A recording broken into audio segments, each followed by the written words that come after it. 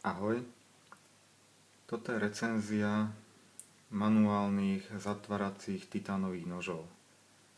Účelom tejto recenzie nie je vybrať z nich najlepší alebo určiť víťaza.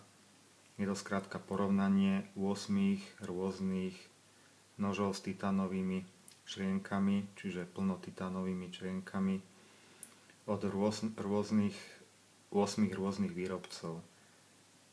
Ja nie som priateľom takéhoto zberateľského šialenstva, keď si niekto vyberie obľúbený model noža a teraz ho začne zberať vo všetkých farebných a ja neviem akých vyhotoveniach a anniversary edition a tak, to je podľa mňa strašné.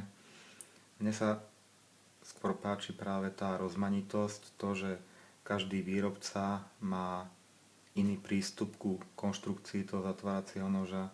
Každý dizajner má iný prístup k dizajnu a k ergonomii noža a my si porovnáme 8 z takých dostupných na našom trhu a z takých možno, že aj najznámejších výrobcov svetových. A pôvodne som to chcel ináč nazvať, že 7 statočných, ale potom som prišiel na to, že vlastne mám 8 tých titánových framelockov. Takže skrátka iba porovnanie. Môžeme začať pekne sprava doľava, z kraja. Prvým z nožov je Spyderco Military Titanium, čiže známy model, titánové vyhotovenie známeho modelu od Spyderca Military. Z tých všetkých nožov je to ďaleko najväčší nôž. Napriek svojej veľkosti sa však veľmi dobre drží v ruke. Dizajn tej rukovete, napriek tomu, že na mojej stredne veľkej ruke trčí z jednej a z druhej strany dobre 2-3 cm, ale výborne sa drží. Zrejme už kvôli tomu prívlastku Military ten nôž je naschvál taký veľký a je takej robustnejšej konštrukcie kvôli tomu, aby niečo vydržal. Takže človek sa dosť cíti bezpečne s takýmto velikánskym zatváracím nožom. Je už na hranici nosenia, tá veľkosť v zatvorenom stave je na hranici nosenia vo vrecku, ale zase na druhej strane Spyderca používajú vynikajúci klip, aj tu je výborný klip a ešte stále sa to nosiť dá. Ten môže vyhotovený výborne, není tomu čo vytknúť, vycentrovanie čepele je výborné, celá konštrukcia je na veľmi dobrej úrovni. Zaujímavosťou tohto framelocku je, že má v tej pružnej časti tá titánová črienka oceľovú takú vložku. Tie modely predošlé, alebo teda na začiatku, keď sa začalo vyrábať Military Titanium, tak tam bol čistý titán bez tej vložky. Už vyše roka, alebo snáď už aj 2 roky, alebo neviem koľko, sa to vyrába s touto oceľovou vložkou. Čo je plus, je to konštruktérska výhoda, pretože samozrejme tá oceľ vydrží viac, má väčšiu oteru vzdornosť a dlhšie bude držať na tom svojom mieste, tam kde má byť. Ďalšou funkciou tejto oceľovej vložky je to, že ono toto nebude asi na tom videu vidieť, takže to ani nebudem sa snažiť ukazovať, ale skrátka tá oceľová vložka tam vzadu má také ucho, taký ďalší výstupok smerom dovnútra a ten zabraňuje pretlačeniu. Čiže to je poistka proti vytlačeniu tej pružnej časti von, proti znehodnoteniu toho framelocku, čo je tiež plus. Väčšina nožov to nemá, ale prečo nie? Keď to tam je, tak je to vždy lepšie. Čiže Spyderco Military Titanium, oceľ čepele je S30V, ktorá je asi taká najpopulárnejšia. Aj najviac nožov tu má priamo túto oceľ S30V. A ešte taká maličkosť.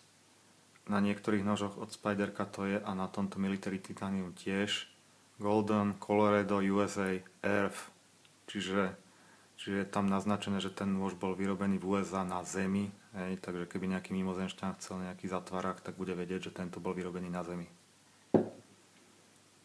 Ďalším nožom je Benchmade Harley-Davidson T-Fender, čiže pre firmu Harley-Davidson Benchmade vyrobil tento titánový zatvárací nôž.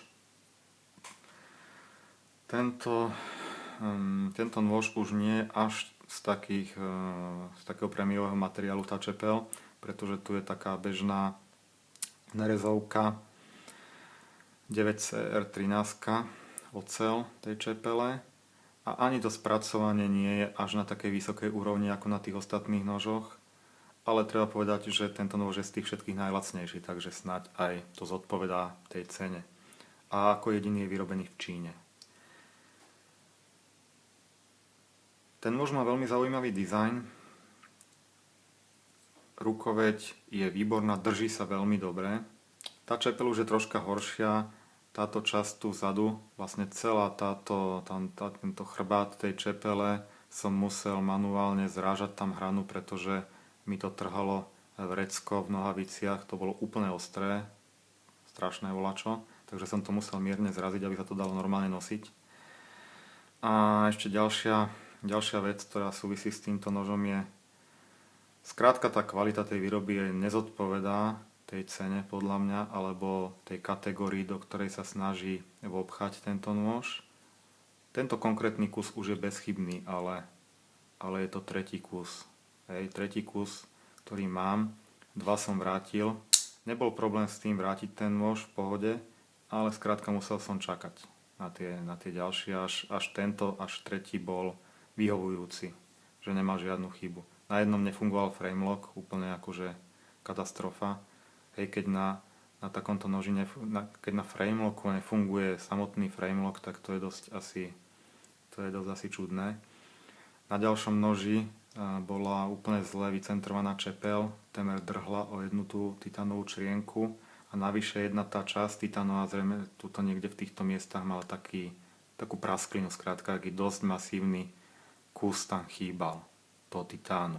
Čiže to je nepochopiteľné, že to vôbec dali do predaja. Každopádne ale tento konkrétny kus už je bezchybný, nemá žiadnu vadu a je zaujímavý. Dizajnom mi pripomína nože od amerického nožiara vynikajúceho Toma Maya.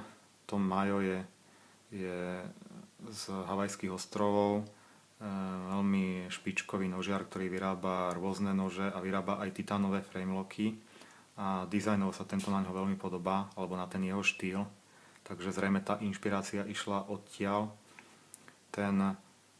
Tá symetrická rukoveď a tie veľké, také masívne odvrtania, vybrania kruhové, to je typicky Tom Mayo. Od neho sa len tak ľahko nedá u nás zohnať nôž. Celkovo v Európe si myslím, že tých nožov od Toma Maya veľa nie je. Ale chcel by som raz taký mať, ten originál. Toto je každopádne Harley Davidson Benchmade. Tretí nôž v poradí je tiež už dnes pomerne známy, Lion Steel. Konkrétne toto je Lion Steel SR1G. Tento nôž je celý neobvyklý, celou svojou konštrukciou a aj dizajnom. Dizajnoval pán Moleta, je to tu vyrazené na čepeli. Čiže taliansky výrobca Lion Steel naozaj spravil nevšedný a naozaj veľmi úspešný krok vydaním tohto noža, lebo ja si myslím, že to je ďaleko najúspešnejší ich model. Zaujímavosťou tohto framelocku je to, že tá titánová časť, ak to niekto nevie, tak skrátka tá titánová časť je vyrobená z jedného kusu titánu. To je naozaj volačo, čo sa len tak nevidí. Firma Lion Steel nebola prvá, ktorá použila takýto druh framelocku, teda vyrobený z jedného kusu titánu. Ale momentálne mám taký dojem, že je jediná, ktorá má na trhu takýto nôž. Dizajn je neobvyklý, ale plne funkčný, drží sa veľmi dobre v ruke. Keď sa ten nôž otvorí, tak ten zvuk je krásny. Ja to mám rád, keď pri otváraní ten framelock naozaj šťukne tak nahlas a človek už vie podľa toho zvuku, že v tej tá otvorená čepeľ je na svojom mieste a je zaistená, čo je výborné. Znova tak ako pri Spiderku, ale teda úplne inak riešené, je to, že je tu oceľová vložka, čiže na tej framelockovej časti sa čepele dotýka znova oceľ a nie titán. Mnohí si myslia, že táto vložka je nastaviteľná. Nie je. Hej. Nie je nastaviteľná, je to tam napevno, tie dve skrutky držia naozaj iba na svojom jednom mieste tú oceľovú vložku. Ale je to v poriadku, pretože tá oceľ sa tak skoro neopotrebuje a keď sedí oceľ na oceli, tak to je temer na celý život, hej, keď to je dobre spravené. V tej oceľovej vložke zároveň je z druhej strany ešte aj tá gulička, ktorá nám drží čepel v zatvorenom stave. Ďalšou zaujímavosťou tohto noža je poistka, čiže keď skrútime tento krúžok v smere hodinových ručičiek, tak už s tou čepelou nepohneme, je z toho temer pevný nôž. A zase proti smeru hodinových ručičiek odistíme a môžeme nôž odistiť a zatvoriť. Čepel na tomto noži je pomerne masívna, hrubá a 4,5 mm mám taký dojem a je vyrobená zo Sleipneru, čo je výborná, nerezová, veľmi dobrá oceľ, veľmi kvalitná. Takže toto sa naozaj firme Lion Steel podarilo. Tento dizajn je veľmi neobvyklý a veľmi zaujímavý. V každej zbierke sa tento nôž bude vynímať a bude mať svoje špeciálne miesto. Ďalej máme na rade asi najväčšiu klasiku zo všetkých, niekto tomu hovorí legenda alebo tak, skrátka Sebenza od Chrisa Reeva. Neviem, čo by som k tomuto nožu dodal, už bolo o ňom napísané a povedané toľko, že nebudem sa tu zbytočne o tom ďalej akože rozvláčne tu diskutovať. Skrátka ten nôž je perfektný. On si tú celosvetovú slávu zaslúži. Je skonštruovaný výborne, plne funkčný, má taký spartánsky dizajn, ale vôbec to nevadí. Skrátka ten nôž to je taký prototyp kvalitného framelocku a mnohí sa snažia dopracovať sa k podobnému dizajnu a kopírujú ho všelijako možno a tak, ale naozaj tou kvalitou a tou vysokou kvalitou spracovania je na špičke medzi zatváracími nožmi. Chris Reeve si na tom dá stále záležať, nepolavil z kvality a vyrába tie nože naozaj vynikajúco. Na tom noži skrátka nenájdeme žiadnu chybu. Priamy konkurent Sebenzy, ďalší americký nôž, teda nôž od amerického výrobcu Bradley Cutlery Elias jednotka, čiže nôž, ktorý sa evidentne inšpiroval Sebenzou, snáď to ani netaja a má jej priamo konkurovať. Je lacnejší ako Sebenza, preto je na zváženie, že či by priamo tento nôž nemohol skončiť u niekoho namiesto Sebenzy. Je temer taký istý dobrý. Sebenza má čepel S30V, Bradley má takisto čepel S30V, osvedčená dobrá nožiarská kvalitná nerezová oceľ. Tu už je ten dizajn tej rukovete mierne menej spartánsky ako u tej Sebenzy. Je to zaoblené, mierne lepšie sa to drží, ale inak je to temer to isté veľkostne aj tým uchopom, aj nosením. Čo je podľa mňa troška horšie ako u tej Sebenzy, je taká tá robustnosť toho noža. Jednak tá framelocková časť je taká útla, tenučká, a jednak, keď si porovnáme, na akej časti drží ten nôž, myslím, tá čepel v tej rukoveti, tak u Sebenzy to je proste celá táto veľká plocha s obrovskými podložkami bronzovými.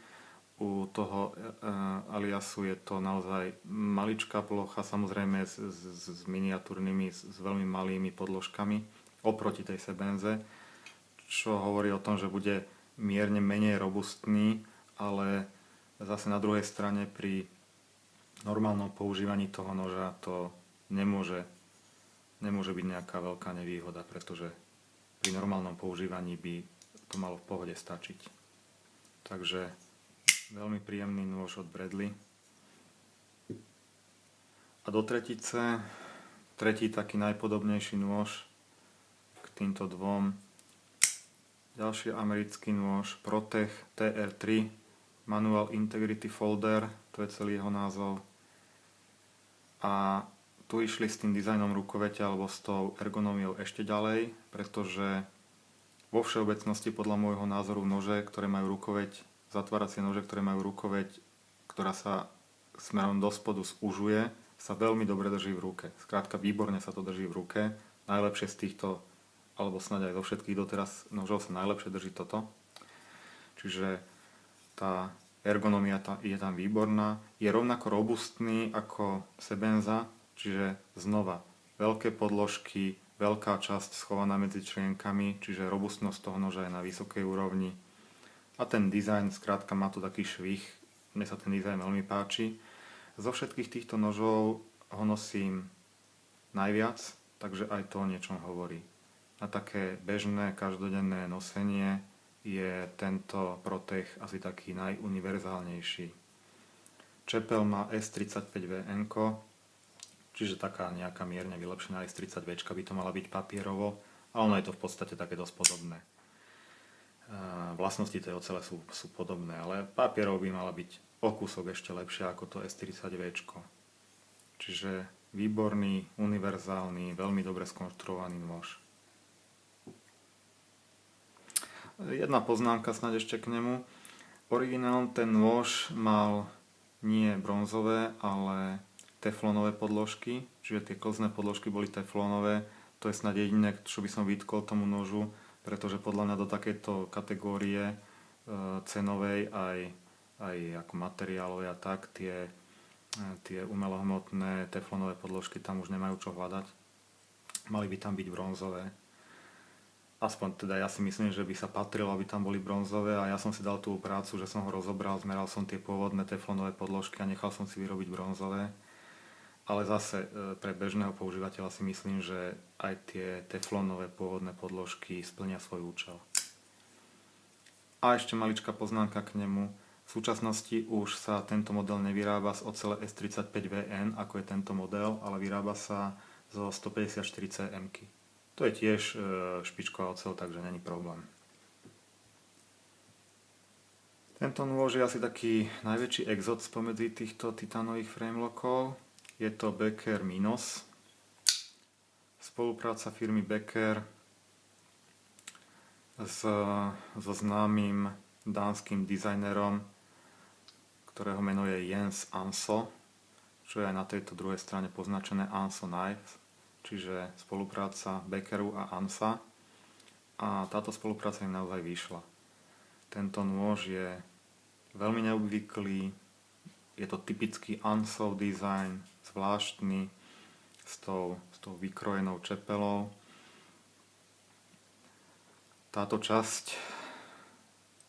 jedna časť toho framelocku, toho titánovej rukovete je vlastne vyfrézovaná do takého tvaru labyrintu, preto aj ten názov Minos, Minotaurus z gréckej mytológie, príšera, ktorá blúdila labyrintom podzemným. Toto má snáď znázorňovať ten labyrint alebo evokovať. Každopádne to je veľmi zaujímavé riešenie, ktoré je okrem toho, že je to dizajnová zaujímavosť, tak je aj plne funkčné, pretože keď sa ten nôž uchopí, veľmi dobre sa dá uchopiť do ruky, tak to vlastne slúži aj ako protišmiková taká zábrana, skrátka dobre sa drží. Ten nôž vyzeral na obrázku, aspoň keď som ho ja išiel kupovať, väčší, v skutočnosti až taký veľký nie je, ale je to len výhoda. Je to taký malý, robustný nôž, pomerne ťažký a hrubý, pretože tie črienky majú po 4 mm, čepel, ktorá je z ocele Beller, má 5 mm, čo je absolútne neobvyklé u zatváracieho noža. U takto malého zatváracieho noža mať 5 mm hrubú čepel, to je naozaj volačo. Je tam oceľ Beller N680, čiže nerezová, tiež veľmi kvalitná oceľ. Ten nôž je vyrobený vynikajúco, všetko na ňom sedí, čepeľ je vystredená, bronzové podložky, proste všetko je spravené perfektne. Má veľmi neobvyklý klip ten nôž, vlastne vyfrezovaný z kusu titánu, není to žiadna oceľ alebo niečo ohnuté, skrátka je to kus titánu, veľmi tuhý, dá sa použiť, dá sa to nosiť, ale viem si predstaviť, že väčšine ľudí to asi by to vadilo, to je tak robustný ten klip, že to už je snáď až moc. Ale zase dizajnovo k tomu nožu sedí a prečo nie? No, nemusia byť všetky klipy zrovna ohnuté pliešiky, hej.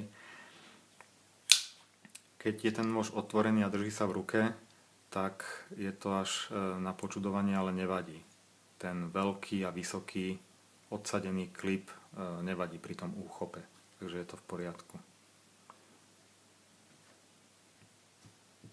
Posledný z rady je Rockstead Shoe C, čiže zatvárací nôž od firmy Rockstead. Tiež sa tu nebudem nejak rozsiahlo o ňom rozhovárať, pretože tento nôž má vlastnú recenziu, čiže nájdete si moju recenziu tohto noža, kde je všetko o ňom do podrobnosti povedané. V krátkosti ale treba povedať, že to je nôž, ktorý je z týchto všetkých asi najdokonalejšie vyrobený.